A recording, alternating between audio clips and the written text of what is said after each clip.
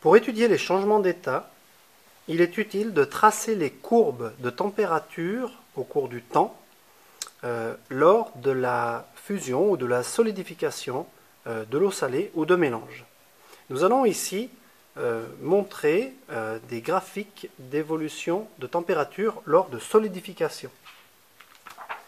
Si nous reportons les mesures obtenues lors de la solidification de l'eau pure, nous obtenons ce type de courbe. Nous voyons que la température diminue. Lorsqu'on arrive à 0 degré, le premier glaçon apparaît.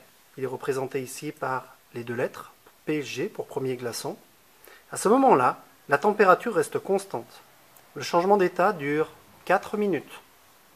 Durant ce temps, la glace commence à se former. À 8 minutes, l'eau liquide est entièrement solidifiée, nous n'avons plus que de la glace.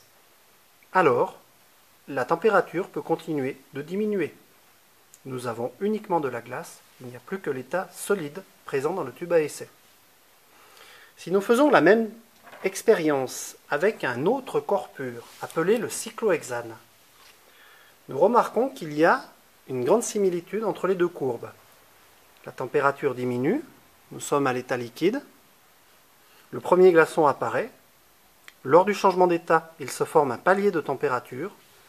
Lorsque tout le cyclohexane est solidifié, la température peut alors continuer de diminuer. La différence principale, c'est que le changement d'état ne se produit plus à 0 degré comme pour l'eau pure.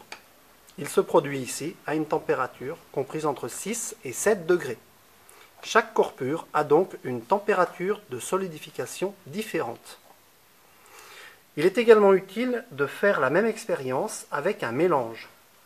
L'eau salée.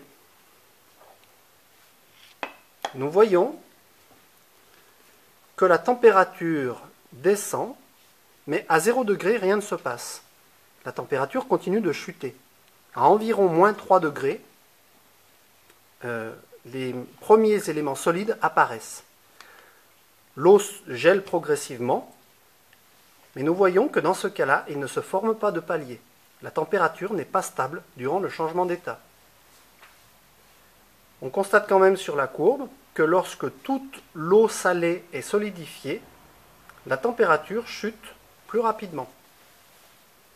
Les parties bleues sur le graphique montrent l'évolution de l'état liquide, les parties vertes l'évolution à l'état solide, et nous voyons que sur les deux paliers, nous avons les deux états, liquide et solide, qui sont présents en même temps.